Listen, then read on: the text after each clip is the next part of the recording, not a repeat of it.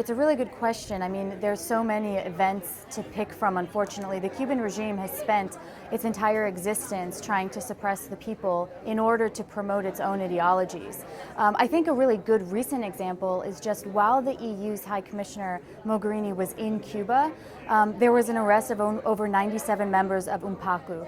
And the reason I mention that isn't because it's the most egregious thing the Cuban regime has ever done, because of course they've engaged in torture and murder and other types of repression, but it's demonstrative of the fact that they're not even worried about the international community's response. They're doing it while high-level officials are inside Cuba, and they know that they're not going to be held accountable. That's exactly what we need to change.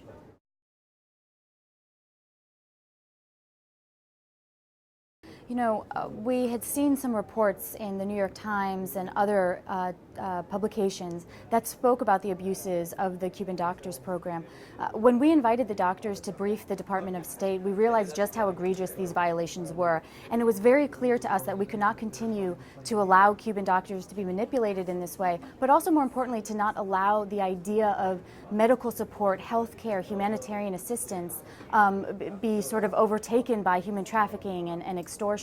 And so it's important to preserve the idea of non-political humanitarian assistance.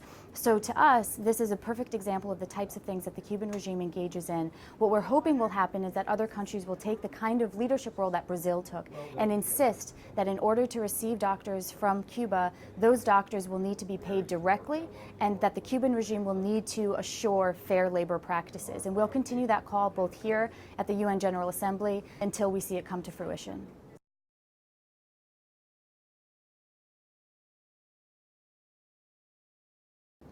We have seen, fortunately, some countries like Brazil, as I mentioned, do more with respect to the Cuban doctors program.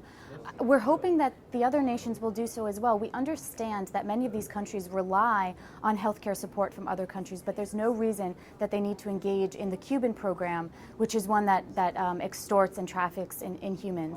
I think we need to make it clear that there can be other alternatives for these countries so that they don't need to use these resources. You know, it's not how they provide assistance abroad, it's how they funnel money into their own coffers. They made $7.2 billion in 2017 just on the exportation of professional services. We've seen how that's actually used to gather intelligence. We see how that's actually used to provide more money to the regime. There's no intention for them to be supportive to the countries where they're sending these doctors. It's actually in many ways a violation of their sovereignty because of the intelligence gathering elements to it. So we're hoping we can work with those countries to identify alternatives.